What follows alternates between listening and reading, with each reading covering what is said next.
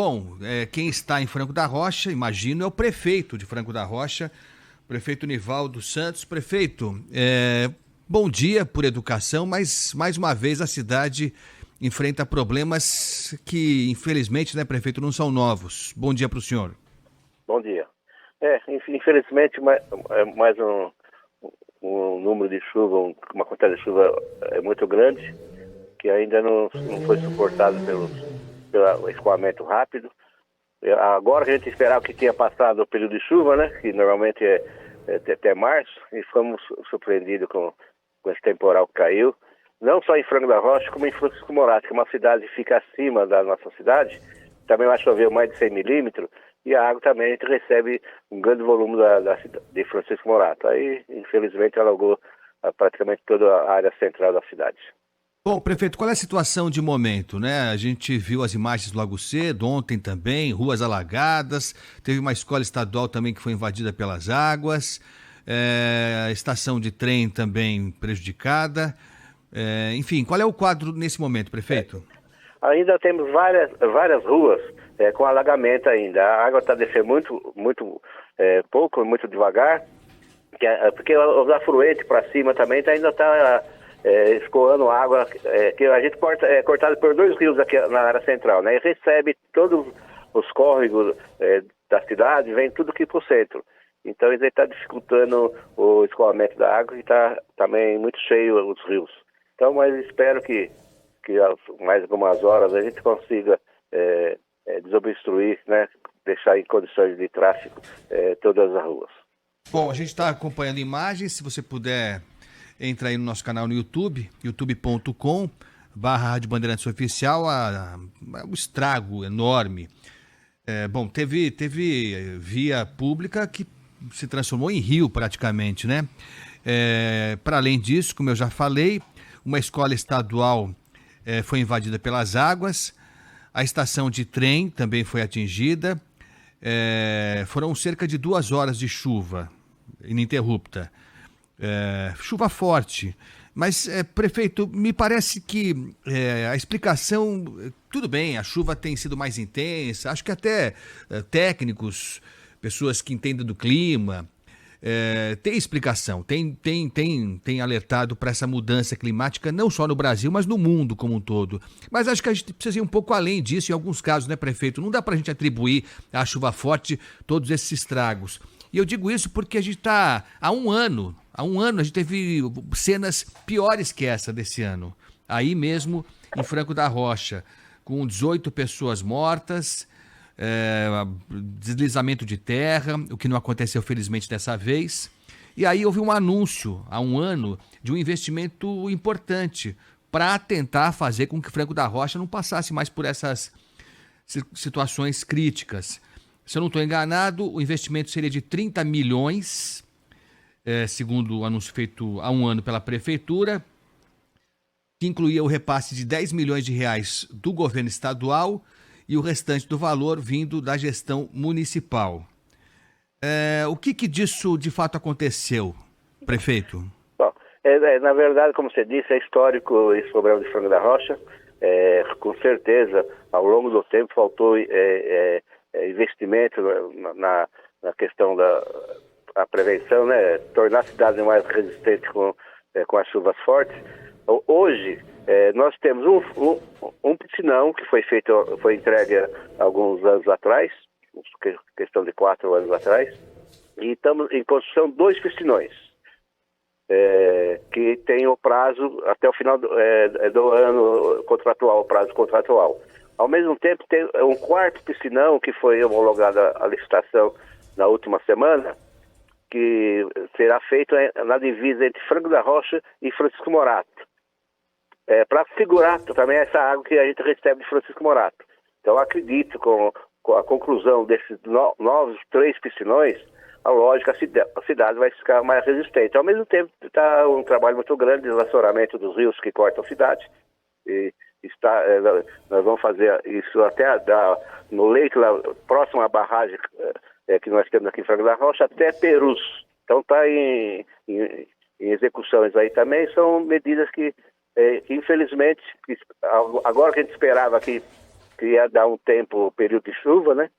Para a gente acelerar essas obras aí, lógico que com o número de chuva que a gente recebeu aí, a quantidade, impacta também no desenvolvimento dessas obras, mas acredito que até o final eles consigam cumprir o prazo até o final do ano e a gente tenha o próximo verão mais resistente à cidade.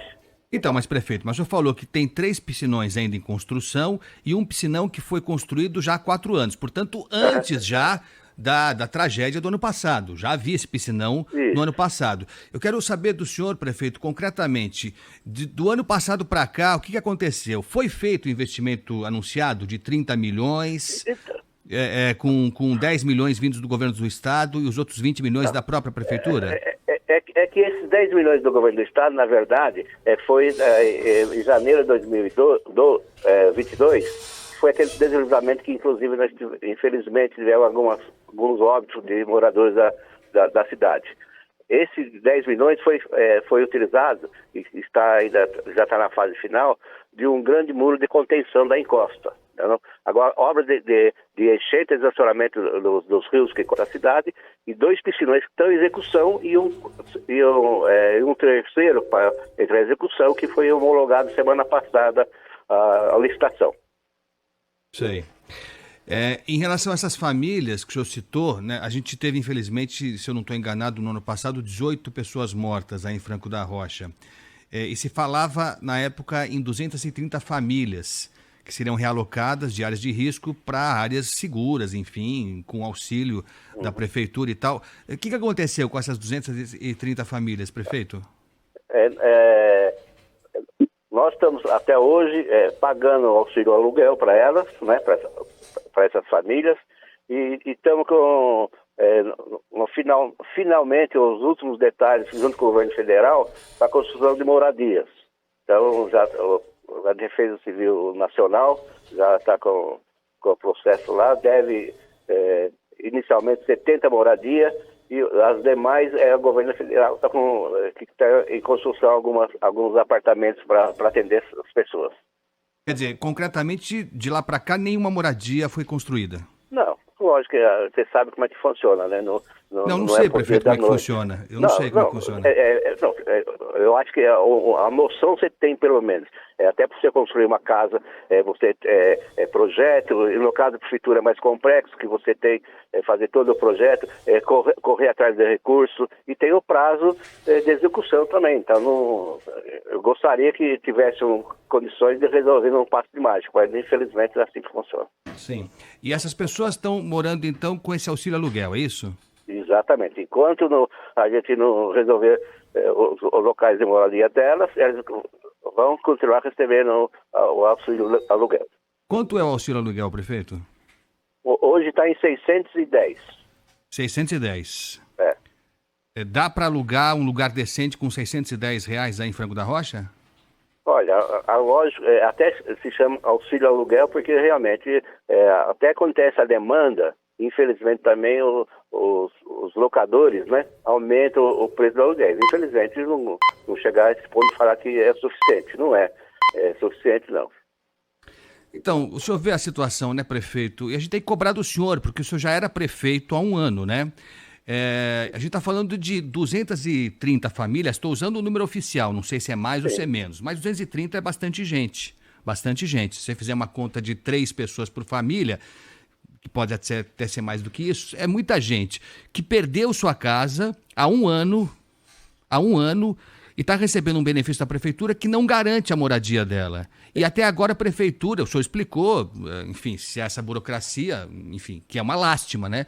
Mas até agora, passado um ano, não se construiu uma moradia popular. É terrível, né? É uma situação crítica, né, prefeito? Com certeza, lógico, a gente fica tocado com essas famílias, que você sabe que também que o município de Franco da Rocha não dispõe de orçamento suficiente, é uma cidade pobre, então todo esse investimento de habitação, obras contra enchente, é através de convênio com o governo do estado e alguns com o governo federal. Então não é que a prefeitura tenha condições orçamentária para ela própria executar. Então, a lógica que demora um pouco mais mesmo até para você fazer todos esses trâmites legais aí, burocráticos. E as áreas de risco, prefeito, aí na cidade de Franco da Rocha, tem morador ainda? Tem gente morando em um local inseguro? Área de risco ou não? Isso com certeza, aí nós temos várias áreas de risco aí com moradores. E não só exclusivo de Franco da Rocha, que infelizmente o Brasil inteiro, capital, a gente está cansado.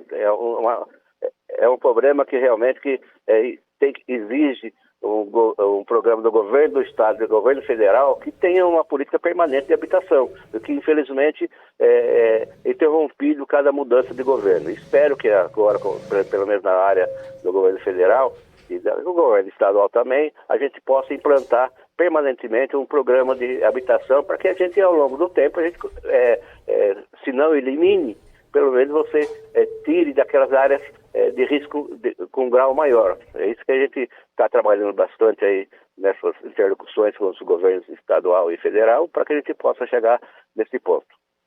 Estamos conversando aqui no Manhã Bandeirantes com o prefeito de Franco da Rocha, o prefeito Nivaldo Santos. Franco da Rocha que passou mais uma vez por horas de muito medo, de muita preocupação, de muita destruição depois da chuvarada de ontem.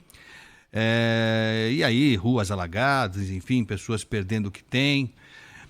Escola também foi atingida, uma escola estadual, e o transporte pelos trilhos também ficou prejudicado. Prefeito, pelos números da prefeitura, quantas pessoas hoje em Franco da Rocha moram em áreas de risco? Nós temos, na verdade, vários graus de risco, né? A gente estima que a gente precisaria, no total, de 1.800 moradias. Para a gente, tanto do grau menor até o grau mais alto, a gente estima com 1.800 moradias, você resolveria pelo menos a retirada dessas famílias. A lógica que não é só simplesmente a retirada, que depois você tem que revitalizar onde você retira as famílias para que não volte a ser ocupado novamente. Então é um processo realmente, mas em números assim, absolutos, seria em torno de 1.800 moradias que a gente precisaria. Tá. Esse programa que foi iniciado há um ano, que não construiu nenhuma casa ainda, mas que eu disse que está no final, né, nessa reta final, para que de fato as casas saiam do papel, essa primeira leva de residenciais, quantas casas serão entregues, prefeito? O governo federal, especificamente 70 moradias que se destinam àquela da Rua São Carlos, onde teve o deslizamento de terra que atingiu, onde faleceu infelizmente 18 moradores de lá. São 70 moradias exclusivamente para eles. E o governo do estado, nós estamos está em construção 370 e poucos, 72 moradias, apartamentos para que a gente possa atender pelo menos uma grande parte desses moradores em área de risco. Sei. Aí vai dar 400 e poucas casas, né? Sei. Quase 500 casas, vamos arredondar para 500. 500 casas que vão ser entregues pela projeção do senhor, quando? Olha, essa de 70 moradia, como iniciou, mas normalmente é 18 meses, ainda leva aquele tempo de construção. 18 meses ainda? Sim, infelizmente é o tempo médio, a lógica, na medida possível que a gente consiga agilizar, a gente vai ter um empenho grande nesse sentido. O governo do estado está mais adiantado, já tem a área que está... Ele não começou ainda a levantar os prédios, mas também é mais ou menos esse período aí que a gente estima. Quer dizer, ainda teremos mais uma temporada de chuva do ano que vem, até que as casas comecem a sair do papel. Infelizmente.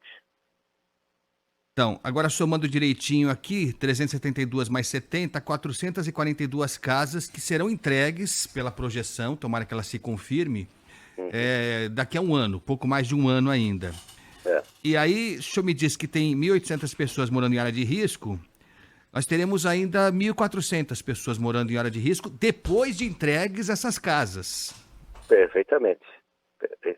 Quer dizer, a perspectiva não é nada animadora, né, prefeito? Não é. Eu gostaria que fosse eu gostaria de ser o primeiro município do Brasil resolver o problema de moradia. Não se fala nem de resolver, né, prefeito? Aí seria o oásis, seria o paraíso.